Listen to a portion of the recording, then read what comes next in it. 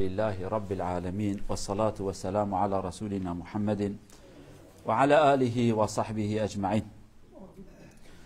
رب اشرح لي صدري ويسر لي أمري واحلل عقدة من لساني يفقه قولي. أيها الإخوة الأفاضل، اليوم سنتكلم حول حديث من أحاديث الرسول صلى الله عليه وسلم، وهذا الحديث صار منذ كم يوم نحن بعد صلاة العصر نلقيها عليكم كل مرة واحدة، ولكن اليوم سنفصل ونقولها باللغة العربية. أمور اجتماعية نحن بحاجة إليها زيادة للمحبة والألفة والتقارب بيننا. سنذكر هذه الأمور التي وصانا بها رسول صلى الله عليه وسلم. برايد عزيز، ایرو حدیث که پیغمبر علیه الصلاة والسلام پیغمبر دوی حدیث خدا قال چند تشتاد کرد به حق انسان مسلمان السر مسلمان اوان هنگی حق جواتی سوسیال اوان حدیث هانه جل پشت المجا عصر امروی دقیقی که دقیقت بیجم زمان نروژی یا ایرو عربی و کردی مجوارا خوشکای بیجم. حدیث کیه که وان تشتی خوش پیغمبر گوتیه دماغ مرد بیجه او محس کرن دل مروان نزیکی هفت به مرو آلیکاری هفت که مرو حق و حقوق خود زانه، چونکی پیغمبر خدا عز و جل ویشاندی جبونه که انسان نزیکی هفت به جبونه نیارتی حاجسی شر خرابی کم ببین، یعنی اشکم بس شر مو نیارتی مو دل ایشاندن ما بس یعنی دی دسر دا قلبی بکردی بجن حتی قرر که ایجا جانا سری داد قلبیت سر ما دا قلبیه. ایجا بی حدیثا پیغمبر گوتی صلی الله علیه و سلم او دوار نیارتی جناب مراد که حس کرند که نابره انسان مرو نزیکی هفت به دلگش و کیف خوشت به بهورا. ام بوان حدیثا بوان کلمه یک بیجن ان شاء الله. اولا يقول الرسول صلى الله عليه وسلم حق المسلم على المسلم ست. هناك روايات تزيد بعض الأخرى الرسول فيها، ولكن هذه الرواية 6 أمور. إذا لقيته فسلم عليه. السلام علامة المحبة، علامة الألفة، وعلامة الأمان. السلام في الإسلام معناه أنت تقول للذي أمامك كن على ثقة بأني لن أضرك، بأني لن أؤذيك، السلام عليكم، خلاص سلام. سلام معناه الأمان، وكم نحن بحاجة إلى الأمان، أن نثق في البعض، أن نقول نعم هذا الأخ هذا الجار هذا الرفيق الذي يسير معي في طريق لن يؤذيني. لذلك العلماء يفهم من هذا الحديث يقول إذا كنت أنت تمشي أنت وصاحبك وفرق بينكما الشجر وبعد ذلك اجتمعتما كذلك سلموا على بعض، يعني دائما فليكن بينكما أو بينكم المحبة والسلام. والرسول صلى الله عليه وسلم يوصينا أفشوا السلام بينكم، أفشوا، سلم على من تعرف ومن لا تعرف، كل رجل تعرف بأنه مسلم سلم عليه، خلاص يزداد محبة. فنرجو الله عز وجل أن يجعلنا من الذين يسلمون على بعضهم إن شاء الله دائما. حديث بيجي حق مسلمان سر مسلمان شاش حميك جوان سلام دايم، سلام عليكم. سلام النبكنا روج باشو ايوار باشو شف باشو خو باش وكاويننا تقول روج باش يعني روجة تباش لشفاتا نظام جوابه، يعني ايوار باش ايوارة تباش اي روج والله هاي مجانينه. تقول سلام لسرتبه، سلام شكو يك نابي خديه السلام، نابي كي خديه السلامه، معناوي معاشتي، معناوي حضور، معناوي شرط نبه. تدبيجي سلام لسرتبه او رحمة لسرتبه او بركات اشترابه او امنية تود الخوشي لسرتبه، يعني او قصا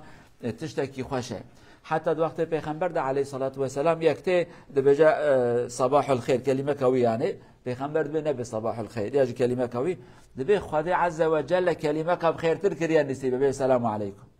روج باشي وار باشي طاب صباحكم جنا السلام عليكم بيش. اولا في كلمة انا بيجن اجمرا امرت كا پیغمبر صلى الله عليه وسلم. حتى پیغمبر بجد حديثك خدا حتى ايمان وچنه به هناك من جنته لن تدخل الجنة حتى تؤمنوا، حتى ايمان تنبه هناك جنة، يعني جنة ايمان خوازه جرا جانا مسلمان ما اجوانه کو بچیچ کیوا بونه مدرن یاد به مثلا فلان کس و عربه کی چه کریه که عربه چه کریه فایده پراج انسان داره چه ماینه چه جنته اپکی روکیش خدا را گوتیه خدا استقبول کم نه نگوتیه اكو نگوتیه جنت باب من جنت رب عالمه شرط وی عولکو خلقی بک جنت دوی گرتم قبول بکی کابرات به خدا استقبول ناکم لذا آلیکاریا انسانات کم حتی ایوار آلیکاریا هم که خواه جنت او خدای مازن توی قبول ناکیده چه واری جنت اوی دبي لن تدخلوا الجنة حتى تؤمنوا حتى إيمانا وجنبه وناجن جنة ولن تؤمنوا حتى تحبوا حتى وجهب حسنك إيمانا وجنبه جهب حسبكن ودبي أجوارا بيجون تشبكن جهب حسبكن دبي أفشوا السلام بينكم سلام بنبا خدا بلا بكم ونجهب حسبكن تجاكي حسكي تلبي سلام عليكم حتى تمالوا تجاكي حسنك تفش تاخذ يتنابي سلام عليكم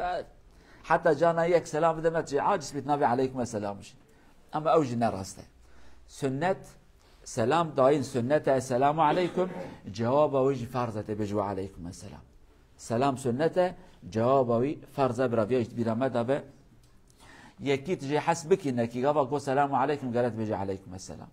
بس عليكم السلام يا حاجه حسناكم حسناك جامر سلام دام ميرانيكي كر بيجي وعليكم السلام ابياش بيربانكم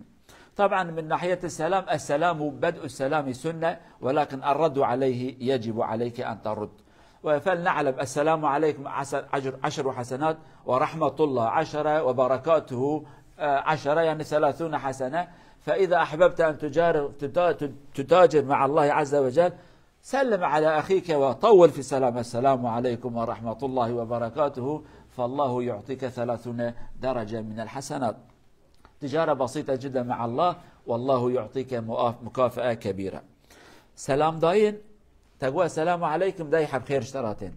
تقوى عليكم السلام يعني ده ورحمة الله بوبيست وبركاته بوسي روكي صحابه كي تي جامعه پیغمبر عليه الصلاه والسلام تبي السلام عليكم پیغمبر دو عليكم السلام 10 ده يكي دي تبي السلام عليكم ورحمه الله پیغمبر دو عليكم السلام ورحمه الله 20 بوبيست يكي تبي السلام عليكم ورحمه الله وبركاته او تبي عليكم السلام ورحمه الله وبركاته 30 تبي بوسي صحابه كي تبي خير يا رسول خدای ده بيسي دبي هر كلمه كي ده خيري وي هنا هر كلمه كي ده سلام داین تشتکی خوشه هر شخصی که تزانی مسلمان سلام خدا بدنه که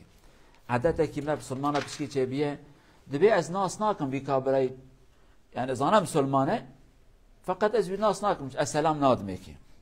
یاجی تمام تا سلام نده وی گو سلام علیکم اشترا والله دبی از ناس ناکم چما سلام دامن از نابم علیکم السلام تشتی واد اسلام دادتنه خدا بیا قبول نکه خدا دبی جاب حسبك بس انا یارتی یعنی سلام بدن سلام خدا بلاشه پره ولی ناچه يعني سلام عليكم وعليكم السلام تشتكي خوش آگهدار بيابن طبعا ملاحظة بسيطة متى لا نسلم على بعض كما ذكرنا قبل أيام في الدرس العصر الذي هو مشغول بذكر الله الذي مشغول بالقراءة الذي مشغول بالدعاء الذي مشغول بالدرس بالمحاضرة لا تسلم عليه لا تشغله ولا تشغل الذي حوله اسمع مثلا نحن هنا كلما دخل واحد قال السلام عليكم ونحن نقول عليكم السلام دخل واحد السلام عليكم وعليكم السلام عليكم وعليكم السلام لا الخطيب يعرف ماذا تكلم ولا المستمع يعرف ماذا قال أو ماذا سمع فلذلك ليس من السنة أن تسلم على رجل مشغول بالعبادة وبالذكر بالمحاضرة بالتدريس حتى لا تشغله ادخل واجلس هكذا هناك جاء سلام داين إجا نسنة بياش بيربانكن أنا درسك ما هي أبي يكتب رجمرة نبي سلام عليكم أو بي سلام عليكم نسنة تدبيت فاش ليكن نسنة تجمرة بي سلام عليكم أم لا مجبور مجن عليكم السلام تمكي درسك ما يم درسيت خوينن حساب كان بيسحب إنسان يروتن جمعية مسوا صد وصد حبتين كي هاد السلام عليكم وعليكم السلام السلام عليكم وعليكم السلام السلام عليكم وعليكم نه ود زانه چجواره گوت نه ازانم چجواره گوت خبردانم لاقد خلاص اما شو ناخذ بسكنه جاريك سلام عليكم وعليكم السلام ابيك مشغول بدرسيه بقرانيه بذكره بالميجه بدعايه بالدرس ملته معرف سلام ناديك وتر حترودني خلاص خبردان لازمه ابيا معرف به مشغول ناك ابيا نقطه اول بيد ونكن سلام نبا خدا زيده بكن او سلام راسي مثلا لتركي ملته ما سلام ده سلام عليكم سلام عليكم سلام اكل سرتبه چه سلام هم يجي نزانن فقط اوا راس لغوره حديثه السلام عليكم يعني ارجو خير وبركه وسلام سرتبه لو تقول سلام عليكم سلام عليكم زمان عربي ده حبتي سلام سرتبه او نظام چه سلامش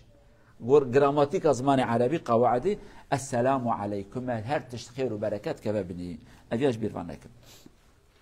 الامر الثاني الذي يقول رسول صلى الله عليه وسلم حق المسلم عليه وإذا دعاك فأجبه دعاك صديقك أخوك قريبك جارك إلى طعام في بيته وقال يريد أن تأتي وألح عليك فعليك أن تجيب وتذهب اللهم إذا كان لديك عذر شرعي، مريض، سفر تذهب إليه، تبين له عذرك. عنده حفلة الزواج، يزوج ولده أو مولود حصل له، يقول يا أخي أنت صديقي وجيراني، أدعوك إلى الطعام عندي، فعلينا أن نذهب أو نبين له عذرنا ومعذرتنا وهو سيقبل إن شاء الله. أو إذا كان في الزفاف مثلا أمور منكرة للشريعة، اختلاط بين الرجال والنساء، فلسنا مجبرين أن نذهب، ولكن علينا أن نرد عليه. طبعا هناك أحيانا دعوة على الماشي أن نمشي، أخي تعال اذهب إلينا، فإذا لم يكن جديا ومصرا فهذا لا بأس، تقول يا أخي سامحني لا بأس. ولكن إذا كان مصرا في الدعوة فعليك أن تجيبه، وهذا من الاحترام الذي أنت تحترمه وتعطيه القدر والاحترام، وتقول أنت صاحب مكان عندي وأنت قلت لي كلام سأرد عليك وآتي إليك. هذا الأمر الثاني. نقطة دوية پیغمبر بيجا وقت كبانتك دعوتية بكل ماجد بيجا معزوماني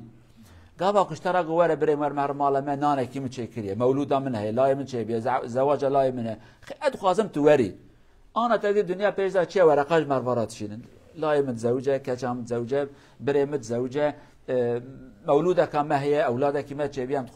تخازن تجي وري خارنك بانكرنك رسمي وي وقت لازم تهري بانتكر لازم تهري قابا وقت نچو عذر تجتنبه وتخبر جنداي أبي علاماتك في احترام نادي جار كده تكيس قيمته دمته أو خوش عيبك ما صنع بركي تنكار بر عذرته هي تلفون دركتنا خودش ما تلفونش مرا دای چه کنی تلفون که برای متبان مکر زور سپاس کیف خوش بوم متخصص از ما والله میوان من هاتنه نخوش من هي سفره کم درکتیه عذرکی من هي از نکارم ورم اما کابراش ترا گو تلفون کر فلان کس والله ورن جامنت خوازم نانکی بدم خوازم تواری ها تلفون تجی کریه تندبي أري تندبي جنا دقا داويدا تراضي شي مال أخو كذا شيء انتظار تتكم ولا ميفانا كي مرة هات وأري ميفانا تلفونه مبكرة احترام بدانا من تبوت والله ميفانا كي من هات من انتظاره ميفان نذكر ميفان هم هات أو كنو هاي وجمتنا أبو البرامة مجبورة نكارج ميفانا جبرنا مالا من هاتيه فقد دما قد خبر الندي وك خبانت نكربه أبو بكردي بيجن بيرزي الهمبروي إنسان يكبان تكريه تشتكي خوشننا لازمة برسي باي بدي تناتي جرى بجاز نكار ومرم خلاص دفتر أخو بكري. الأمر الثالث يقول الرسول صلى الله عليه وسلم وإذا استنصحك فانصحه إذا طلب منك نصيحة دعوة فكرة شيء يقوم به ولكن يحتاج إلى نصيحة منك كن صادقا في نصيحته وانصحه لا تخدعه ولا تقوم بخيانته. سألك عن أمر من الأمور وأنت تعلم قل له الحقيقة. أحيانا نحن لا نستطيع أن نقول الحقيقة ولكن علينا أن نسكت خلاص نسكت. يسألك عن رجل حتى يزوجه بنته أو بنت رجل كيف حالها إذا كنت تستطيع أن تقول الحقيقة قل له الحقيقة إذا كنت تخاف من الفتنة قل لا تسألني يا أخي أقول نعم قد يكون هناك مصيبة أقول لا قد يكون هناك مصيبة اعذرني لا أستطيع أن أتكلم خلاص هذا كذلك جواب. ولكن مجاملة نكذب نفتري نبين نقول غير الحقيقة هذا لا ينفع. على المسلم أن ينصح ويقول ما هو حق الذي يؤمن به بأنه حق وصحيح. نقطة سيئة پیغمبر عليه الصلاة والسلام دمك نصيحتش تخواست نصيحت لبك يعني نصيحت وزانش نبكريت بيجن شيرتك لبك فكرك جرى بيجن جامر هاتيه دبي براي من هذا بي أخوازن مالكي جهكي بستين مالكي ولكن از نظام عجبا او جهاني باشا نباشا او منطقه هاني كلمه حق شيء قالت ويجي رابش از خازن فلان انسان را دكانه كي بكم تجمرات بيجي چه ياتي كلمه حق بيجي يا دروانك يعني انسانك خاين به نراس به انسانك حيلتك او تتكاري راس خبر دي بيجي بسمامه من براي من هواله من از جنا راضي تشتي بكات ظالم حيله بير اوات او معناه يظانش او معناه حيله كاريه او نراسته يعني وكا معره خلاص. اما اگر حيلت كات رابي درواب كده بجنا والله عين ابو بكر الصديق امانتاوي ابو عبيده نظام وكا شيء وكا حاليا انا بدرواني لا لازم منافقتيه ايام كلمه حق بيجن تنكاري كلمه حق بيجي من كان يؤمن بالله واليوم الاخر فليقل خيرا او ليصمت پیغمبر فرمان كده صلى الله عليه وسلم كي إيمانه يبخده يبرا كلمة حق بجاش خب ساكن خلاص خبر نده ناولا زي كلمة حق نبجا زي دلوا بكم زي حيلا بكم اوجي چنا بنصيحت قالت بكي نصيحت بيجا طبعا تشتكي تيجي هجارنا اي مقابل فعما نصيحتناك تم مزناتيكي جرابك براتيك مزن جرابك نصيحت لبك برايم اتويانكي چتره اتويا بكي daha چتره اویاج مثلا وظیفه امام بری هر کسی جانا امام کو نصیحت لیکی کرن قد عاجز نکن ها امام گره بکن یعنی پیغمبر صلی الله علیه و سلم جانا این کردی دگو ها نکه کابرانات و ندگوش پیغمبر از بکم نکن فقط پیغمبر که باوکیه باوی امته پیغمبر وانه رهبر وانه مسئول خدای شاندیش انسان را امام جد کرسی پیغمبر دا سکناندی علیه الصلاه و السلام امام جی فکره کی نصیحت کی جکرا فی تشته بکه فی تشته نکد جهره تشته مال باطینه نصیحت کرد بهش خزانه خورا باش به اشکچه خورا باش به لای خورا باش به جیران خورا باش به نبیجن چما امامی تشهد مراد به نبیجه گرب قرکایی گرن قد خبردان چه گو امام بلکی جناوش امام را تلفون کریه بلکی کچه وکریه بلکی برای وکریه والله بی برای ما بی بسمام ما او جنا خوش هفرا نباشن امام بلکی نوا جماعت دا نبیجه کورت شما جنا خورا نباشین نابه ولكن نصیحت کی بکه یعنی دما کرجی نبی تو کیت قصد کی نه گره قصد بکه و مجبور جی گوداری بکن وكيل پیغمبر عليه الصلاة والسلام كنا كر قيمتها في إمامه شماد مينه إمام نه كما درك عاد بشاملات المشك هرنا رهبر ما روحي أمجراد بين رهبر قلب ما وإيمان ما كما بالي خدي دابه حضور سلامتي ما تشبه وظيفة إمام أبا بتشتج مرة بيجا. الأمر الآخر الرسول يقول صلى الله عليه وسلم وإذا عطس فحمد الله فشمته يعني إذا العطس كما تعلمون الذي يعطس فعليه أن يقول الحمد لله والذي يسمع عليه أن يقول يرحمك الله والذي عطس يقول يهديكم الله. العطس الأمر غريب وعجيب جدا يعني كأن الإنسان يموت ويعود إليه روحه مرة أخرى فهو يحمد الله على أن عاد إليه روحه وأنت تحمد الله أو تقول يرحمك الله لأنك لم تنسى ربك الذي أخذ منك الحياة وأعطاك مرة أخرى فدعاء مشترك بين الطرفين. أبا دني پیغمبر بيجا وقت كردي بيجن بينجاندن زاني چه؟ أوات بينج پشکاندن يعني پشکاندن دبی دما که مسلمانی که پشکی بینجی این که دیم بینجانی که دیم پشکاندن او که گو الحمدلله تجربه بجه یرحمک الله ایرو طب دکتر پیدا چونه دبی بینجاندن وقت معرف دمرو ساخت به او خاصه چکی عجیبه ها ثانیه کی کمتر تدمری ساخت بی یعنی لوما او ابا پشکا دبی مروا وقت طیاره او خاصه سرعت او درجه اذا دبی خوشی بگرن تشتکیدن بر دبی خبرانه چه سرچاوی انسان کی ل آگاهدار به ندن سکناندن هناك انسان وهاد كن نابا خدا پیش کن ابیا روک المیجید خیر روک القلب خیر مرجی کدا دمره يعني بده هاد خبر دا درتين به فلان کس جنک مریه ظلام مریه پشکاندن آیو چه بو بنجاندن آیو چه بو دوی خوگرد دفنا خوگرد بونه نفس در نکوه میجی دامار تقیه خوین تو سر مر باب در واگرت بابجی وقت ساخت بیو دمری و وقت گوها خود دات رحت دار جارک ادی دات چو هات يعني تدي جيران شوتيه شو هاد وتصاقي تشتكي تا كيمتنه بيش الحمد لله حمش قادراكو رحم صندو دام جاركادي كيمانيتنه برايته مسلمانكو اف نعمته خدي دايته تكور وسقط نكريه تيجرا بيجي يرحمك الله رحمه خدي التبه تا خديش بيروا نكر خديش رحمه خلتك تيجرات بيجي يهديكم الله خدي هدايت بك تجمره في دعاء هنيكر خديش هدايت ويصلح بك خشي بك نسيبته. أمر آخر يقول وإذا مرض فعده مرض شيء طبيعي كلنا نمرض فعلينا أن نعود المريض نذهب إليه إما إلى المستشفى إلى بيته أو نتصل به نحاول أن نعطيه الخبر بأننا معه تألمنا لمرضه ندعو له محزونون على مرضه ونأمل بأن يشفى في أقرب الوقت هذا من حقي عليك وأنت حينما تذهب إلى زيارة المريض أنت في روضة من رياض الجنة والملائكة يدعون لك 70,000 ملائكة يدعون لك طابت ممشاك وخطواك يدعون لك يا له من أمر جميل أنت تذهب إلى زيارة صديق و70,000 من الملائكة يدعون لك نعمة من الله عز وجل. لا تقل مرضت فلم يأتيني لم يأتيك فعده هو أخطأ ولكن أنت لا تخطئ نفس هذا الخطأ. نقطة كادني پیغمبر قوتي عليه الصلاة والسلام كنا خوش كد سردانا ويبك سردانا نخوش بك أفياج عيبا ما إيرو نخوشت كفي جيران تناي او نساخت که تناچی جمعی افیا قانون خواده دا تنفیا قانون خواده دا کی ناتی او گناهکاره او کیمانیاویه او نات اجی ناچم افیا روز قیامت نا و جواب خواده بجات فیا خلاص نبیش دسته من اوینات جزایی چین با جزا کی ددم کی محکمه کی آتیا جرا فاتوره کی ددم از بدم تجي تنكاري بيجي والله يحكي ساري مقسم اللي خص هم هر کس مالا خنا او ايري او ايري دياج بير وانكن يرو الحمد لله علم بيج دا چه تذكاري تليفون بكي تذكاري بعربي هاري تذكاري مساج كي تليفون كي جرم مساج كي بشيني بشكل كي تذكاري خبري بدي تبيجي دلي مبترا يا زبونه توز محزون بما دلي مدي شفت نخوش كتي وازعاتكم ان شاء الله تباش ببي وجبير وانكن ونشون سردانا نخوش بيجن مرا دعايه بك بر اوج ورا دعايه بك نخوش جم قاده پر قيمتها نازك بيج بير نكن و تشتي خوش نخوش را بيجن تشتي خوش را بيجن او برا كيف اي ور انا تشكيتات نو تيجا قالك رابي تم يجا توبي بلايزن هم يجا خارنه بخونه ما تشتي خوش را بيجن پیغمبر گوتی علیه الصلاه و السلام خبردان خوش عمری درج نکله كيف ايته يعني عمری درج نه بله كيف ايته اما آگاه دار بن نخوشته تدبيجي تشيته هي والله قلبي من ذا تشبيجي تقول تاواكنو بي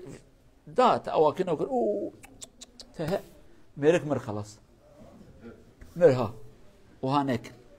چه قاسا گراند و گران به خبردان شکل و تشتی خوش نه مراق هنک هو تیجا پر رابی تی پر گوشت بخوی تیجا پر کباب بخوی تیجا پر جلاب بگارینی تشتی خوش را بیشن لدم وقتا گو واو ته جيران كي مش يبو وهاب ومر خلاص ميرك مرو قضيات شويدي ما لا يخربوا اقه داري بيابن تشتي خوش خوشن يعني كلمات جميله قولوها للمريض اذا قال لك المريض انا اصابني هذا الامر لا تقولوا كان لي جار واصاب مثل هذا المرض فمات بعد يومين لا تقولوا هذا قل لا باس سلامه ان شاء الله قولوا له امور جميله لا يطيل عمره ولكن يطيب خاطره قولوا هذه الكلمات. والأمر الآخر الذي يقول الرسول صلى الله عليه وسلم وإذا مات فاتبعه إذا مات اذهب عليه إلى جنازته أو الصلاة عليه أو إلى دفنه الذي بإمكانك وأنت قريب بإمكانك افعل هذا وإن لم يفعل هو فأنت عليك أن تقوم بهذا الأمر الله عز وجل يعطيك الأجر والثواب إن شاء الله. تشكي ديجي پیغمبر بي صلى الله عليه وسلم أبا داوود بي وقت كمر هرسا جنازيوي لميج دبا دفن دبا يعني هر بشتار ببا حاضر ببا